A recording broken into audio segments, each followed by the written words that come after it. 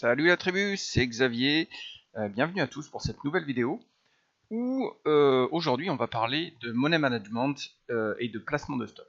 Donc ce point-là est un point super important, c'est un des piliers pour être dans les 5-10% de traders gagnants.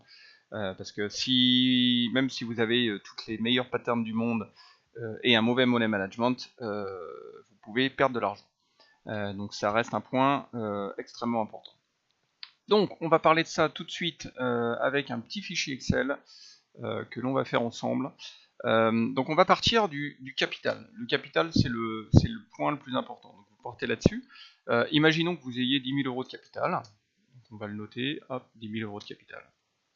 Donc bien évidemment, le but c'est pas d'investir vos 10 000 euros sur une action, d'attendre, et si ça monte, tant mieux, vous avez 2% et vous gagnez tout de suite 200 euros, ou vous avez un gap à l'ouverture, on a un moins 20% et vous perdez 2000 euros, voire la totalité de votre capital. Donc c'est un très mauvais choix au niveau money management. Donc on a notre capital, maintenant il faut définir le risque. Combien êtes-vous prêt à perdre par ligne de trade, par prise de position? Généralement, c'est suivant la tendance du marché. Moi personnellement, j'évolue entre 0,5% et 1,5%, suivant si le marché est en tendance baissière, en tendance neutre ou en tendance haussière. Donc là, quand je parle du marché, je parle de tous les indices. Indice américain, indice de l'Euronext, donc le CAC, le DAX, etc. Aujourd'hui, on est plus sur une définition du risque. Perso, je suis à 1%, donc on est sur un marché en range. Donc on est à 1% de risque. Donc qu'est-ce que ça veut dire? Donc le risque, on va le noter là, risque, et donc on a dit on avait 1% de risque. Donc 1% de risque sur 10 000, ça nous fait un risque de 100 euros. Jusque là, tout va bien, c'est assez facile. Donc ça veut dire que votre niveau de risque est de 100 euros. Vous êtes prêt à perdre 100 euros par taille de position. Alors bien évidemment, ça c'est propre à chacun. Si vous n'êtes pas prêt à perdre 100 euros, vous pouvez vous baser sur 50 euros, ou sur 200 euros, ou 300 euros, ou 400 euros. C'est vraiment suivant votre capital et suivant votre souhait de prise de risque. Alors ensuite, donc, nous avons défini notre risque. Maintenant, il va falloir travailler sur une pattern bien précise, sur une analyse d'action. Donc on l'a vu sur une autre vidéo, on est sur Pro Real Time. On va y aller tout de suite. Voilà, je vous ai mis à l'écran, alors attendez, je vais vous mettre voilà, une pattern que j'ai pris il n'y a pas longtemps, que j'ai pris cette semaine, CRNT sur le Nasdaq. Alors vous voyez, là on est sur un graphe en journalier. On voit ici donc, mon niveau, j'ai un breakout, j'ai une résistance qui est matérialisée en bleu, qui est à 3,37. Vous voyez que les cours tapent sur cette résistance, on revient sur cette résistance, on fait une petite tasse, les cours se resserrent, et ici on a notre breakout, le mercredi 17 octobre. Donc on a du volume, on perd cette résistance, et ensuite on va revenir la toucher, on va changer de polarité, et ça va passer en support. Ok. Donc là, le plan de trade, si on veut rentrer sur une action comme ça, dans l'idéal, il faut rentrer aux alentours de 3,37, qui correspond au breakout, voire un petit peu au-dessus. Donc, imaginons 3,37, on veut rentrer sur 3,37, vous voyez, dès le lendemain, on a touché 3,37. Donc, on part sur 3,37. Maintenant, quels sont... Alors, vous voyez, là, j'ai pas d'indicateur, c'est très propre, on voit uniquement les moyennes mobiles. Donc, on va tracer le dernier plus bas, en ligne horizontale. Donc vous voyez, le dernier plus bas, il se trouve ici, à 3,06. Donc ça veut dire que notre stop, on devrait le placer à 3,06. Personnellement, je le place un petit peu en dessous, donc généralement je prends 2, 3, 4% en dessous, ce qui est matérialisé en rouge, ici, à 2,95. Et en plus, vous voyez que si on se met à 3,06, on est en plein sur la moyenne mobile à 200 séances. Donc là, bon, il vaut mieux se mettre un peu en dessous, parce que si l'action vient descendre ici, la moyenne mobile à 200 séances fera probablement office de support. Donc on se met un petit peu en dessous pour le stop. Donc, nous avons un stop à 2,95 au final, et une prise de position à 3,37. D'accord? Si on fait... Je vais vous montrer à la calculatrice, pour que ça soit très transparent et très simple. Donc nous sommes à 3,37. On enlève donc 2,95 et on a 0,42.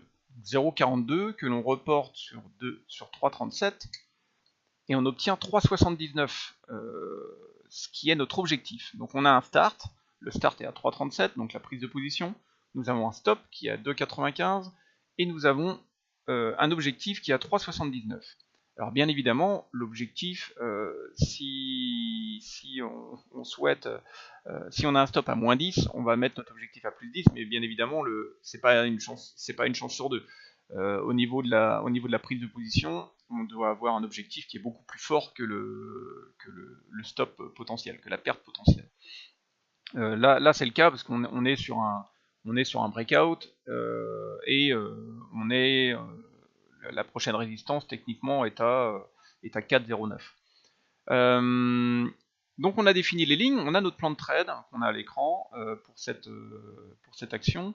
Donc on voit 3,37, 3,79 et 2,95. On va enlever le 3,06. Donc maintenant, quel capital investir sur ce trade? Donc je remets ma calculatrice. On prend tout simplement le stop qui est à 2,95 que l'on divise par 3,37 la prise de position. Et on voit qu'il se trouve à 13%. Donc 1 moins 0,87 ça fait 13%. Le stop se trouve à 13% plus bas que le cours de 3,37. Donc arrivé là, c'est très simple, c'est-à-dire que si vous avez un risque à 1%, donc nous sommes à 100 euros, on a dit, on va prendre 100 euros que l'on va diviser par 0,13%. Et les 13% pour atteindre notre stop. Ce qui nous fait un capital de 769 euros. Enfin, une prise de position, pardon, de 769 euros. Donc sur cette action, sur cette pattern particulière, CRNT, on va prendre un risque, on va prendre position avec 769 euros, d'accord. Donc là, je vais le noter ici, CRNT, on prend, ça c'est la prise de position, prise de position sur ce trade là, d'accord. Hop. Donc on a une prise de position de 769 euros. Ensuite, comment ça va se passer sur ce trade? Deux possibilités, soit donc on laisse, soit on... Alors bien évidemment, on met un stop à 2,95 tout de suite. Dès qu'on a pris la position, on passe un ordre de stop limit, de stop loss à 2,95 avec la totalité. Donc si l'action vient toucher le stop, on perd 13%, donc on perd l'équivalent de 100 euros, d'accord. Ou le marché part à la hausse, c'est ce que l'on souhaite, on a un breakout, et là, dès qu'on touche 3,79, on prend 50% de nos gains. Donc quand on touche 3,79, ce que je conseille de faire, moi, c'est avec votre broker, vous passez. Alors si vous passez les deux ordres, tant mieux, mais c'est pas la totalité des brokers. Moi généralement, je suis avec DeGiro, on ne peut pas faire ça. Donc je passe un stop loss sur la quantité globale à 2,95, et pour le reste, je vais sur le site Investing, qui est un très bon site. Et pourquoi c'est un bon site? C'est parce que c'est gratuit dans un premier temps, et vous pouvez mettre des alertes. Vous voyez, là je suis dessus, donc c'est investing.com, et vous avez des alertes. Alors là on retrouve Seragon, parce que j'ai pris position là-dessus, et vous voyez, cours passe au-dessus de 3,79, c'est-à-dire que dès que le cours passe au-dessus de 3,79, donc dès que le cours passe au-dessus de la ligne rouge ici, je reçois une alerte par email ou en notification sur mon smartphone. Donc dès que je reçois l'alerte, je vends la moitié de mes positions, et ensuite je laisse courir, Alors, quand on dit, alors, attendez, donc je laisse courir et je laisse la position prendre de l'argent. Donc là, on va voir tout à l'heure comment on replace les stops à chaque fois. Donc je reviens sur mon capital de départ, donc j'ai dit 1000 euros, je prends un risque de 1%, c'est-à-dire qu'à chaque ligne, je risque 100 euros. Et donc là, j'ai pris une position de 769 euros. Donc il me reste plus de 9000 euros pour continuer à prendre des positions. Alors l'idée, c'est pas de prendre 15, 20 positions, parce que plus vous prenez de positions, plus votre risque est important. Alors généralement, ça c'est tout à chacun de choisir le nombre de positions. On va prendre 5-6 positions. Alors ça c'est pareil, c'est suivant votre risque global, combien êtes-vous prêt à perdre. Alors surtout aujourd'hui par exemple, là tous les marchés sont à la baisse. Donc vous risquez de vous faire sauter tous vos stops. Donc là on risque 1%, c'est-à-dire qu'on risque 100 euros. Si on a 5 lignes comme ça, on risque 500 euros, on risque de se faire sauter 500 euros.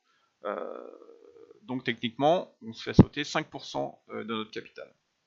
Donc on prend un risque que l'on définit à l'avance.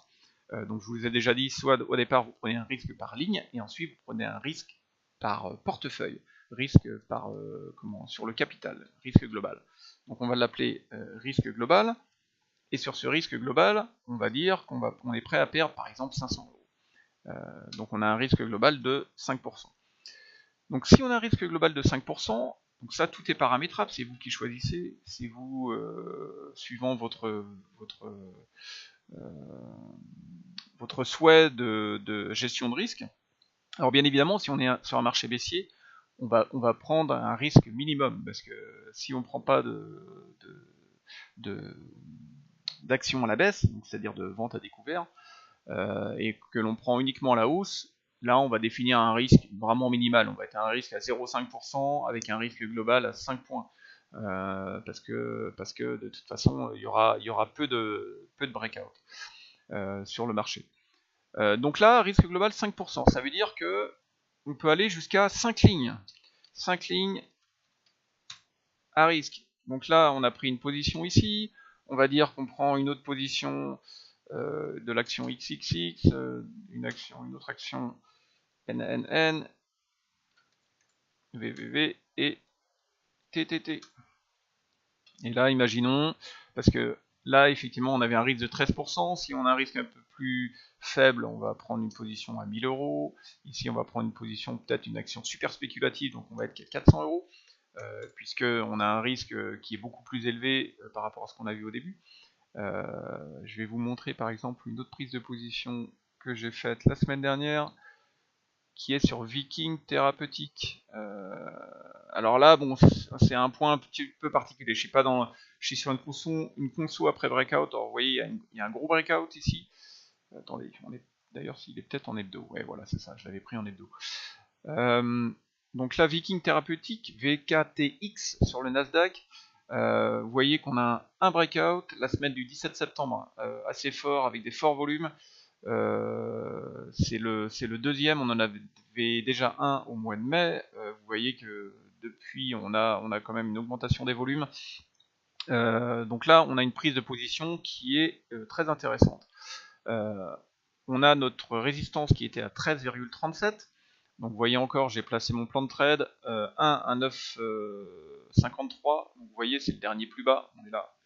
Là, j'ai pas remis en dessous. Bon, généralement, je mets un petit peu en dessous. Là, je suis juste sur le dernier plus bas. Ensuite, j'ai reporté. On est à 17,21 objectif. Alors, vous voyez qu'à chaque fois, l'objectif, presque à 100%, si vous arrivez la semaine du breakout à vous positionner par ici, vous touchez l'objectif presque à chaque fois. Donc là, on a l'objectif, il est touché, on revient, et là, on consolide. Vous voyez, là, ça a changé de polarité. On a tapé sur le support qui est en bleu. Donc moi pour ma part, si on regarde le pourcentage ici, donc nous sommes à 28%, le stop est 28% plus bas, donc qui est vraiment bas. Oui, 29% ici, je l'ai noté. Donc moi, pour ma part, par rapport à ma gestion du risque, j'ai une taille de position qui est à 1035 euros. Et avec cette taille de position, j'ai environ 1% de risque sur mon portefeuille. Donc voilà comment je définis mes plans de trade. Donc ensuite, nous étions sur le nombre de lignes. Donc nous avons 5 lignes, imaginons. Nous avons 5 lignes, on les appelle des trades à risque, puisque les trades, comme vous voyez ici, on n'a pas encore touché, alors moi je me suis positionné ici, mais là c'est un peu différent, parce que là je vais attendre qu'on retourne vers le niveau des 17-21, mais imaginons qu'on se positionne juste sur le breakout, tout se passe bien, on a réussi à l'avoir au niveau de la ligne bleue, et donc c'est parti, on touche l'objectif, là on vend 50% de notre position. Et ensuite, une fois qu'on a vendu 50% de la position, qu'est-ce qui se passe? On remonte notre stop, et le stop on le met sur la ligne bleue. C'est-à-dire que on appelle ça un trade sans risque. Un trade sans risque, puisque si le cours vient taper votre point d'entrée, ben vous n'avez rien perdu et vous avez gagné les 50% qui ont été vendus sur le premier objectif, ce qu'on appelle le R1, la résistance numéro 1. Et donc, dès que vous avez touché le R1, vous vendez 50% et vous mettez tout de suite un stop loss sur toute la quantité qui vous reste au niveau de la prise de position, c'est-à-dire à 13,37. Ensuite, une fois que vous avez ça, donc le trade est neutralisé. Là, on va être sur un CRT. Donc, on va dire que par exemple, on a neutralisé pour l'instant ces deux lignes. Donc, une fois que ces deux lignes sont neutralisées, qu'est-ce qui se passe? Ben, là, il y a peu de risque. Donc, vous les sortez et vous avez, pour avoir votre risque global de 5%, ces deux lignes en jaune ne rentrent plus dans le risque global puisque c'est neutralisé. Donc là, vous pouvez vous reprendre deux nouvelles positions. On reprend de nouvelles positions, hop, hop. Et là, sur ces deux nouvelles positions, on a donc en portefeuille 5 positions de trade à risque et 2 positions de trade sans risque. Et en fait, le but, c'est de toujours travailler avec ces 5 lignes, si votre risque global est de 5 points, et de faire grossir effectivement tous ces trades gratuits. Donc au final, vous allez avoir peut-être 10 lignes de trades gratuits ou de trades sans risque, et puis vos 5 lignes de trade à risque. Avec ce money management, ensuite, il suffit de gérer le placement de stop. Donc on va dire que, alors là par exemple, j'avais pris une position sur une action qui s'appelait NOA, N-O-A. J'avais pris une position en journalier il y a quelques temps. Voilà, donc là vous voyez, on est sur une pattern de breakout, on a du volume, on a une tendance haussière, et ici, tac, au niveau de la ligne verte, j'ai pris position ici à 8,4, on a du volume, et on traverse la résistance, qui devient support, changement de polarité, et c'est parti. Donc là, on met un stop sur le dernier plus bas, donc vous voyez, là on monte, on a un plus bas, donc le positionnement de la ligne rouge, et ensuite on monte énormément. Et là derrière, on a un plus bas. Donc là j'aurais dû relever mon stop à 10,4.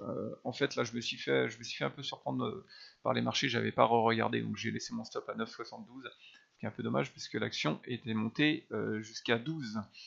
Mais l'idée c'est ça, c'est d'avoir de suivre et de bouger votre stop. On va dire le stop vous le bougez toutes les semaines vous regardez que le trade soit neutralisé ou non, et vous vous mettez sur le dernier plus bas. Donc vous voyez là une grosse hausse et on a un plus bas qui se trouve ici, qui se trouve à 10,25. Et ensuite ça repart pour redescendre après derrière. Donc vous mettez votre stop loss et vous le changez toutes les semaines tranquillement.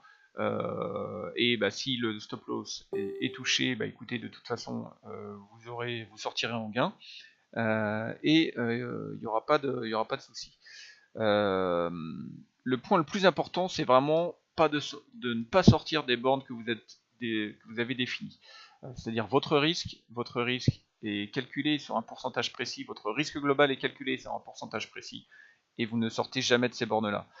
Pourquoi? Parce que, comme on a pu le voir la semaine dernière, où tous les marchés sont à la baisse, là vous risquez 5 points si vous êtes dans cette position. Donc vous risquez 500 euros, vous risquez de perdre 500 euros sur votre capital. Et c'est tout. Et vous sortez, et voilà, c'est fini. Vous n'avez plus qu'à attendre que la tempête passe. Et pour reprendre position sur des actions qui auront bien baissé et qui auront des patterns super intéressantes. Donc ça c'est vraiment le but. Le money management, c'est un des piliers pour vraiment être dans les 10% de gagnants en bourse. Vous savez qu'en bourse, il y en a 90% qui perdent, 10% qui gagnent. Pour être dans les 10% qui gagnent, il faut vraiment être rigoureux, choisir, faire une bonne analyse et surtout avoir un bon money management. C'est un des points le plus important. Voilà, c'est tout pour aujourd'hui.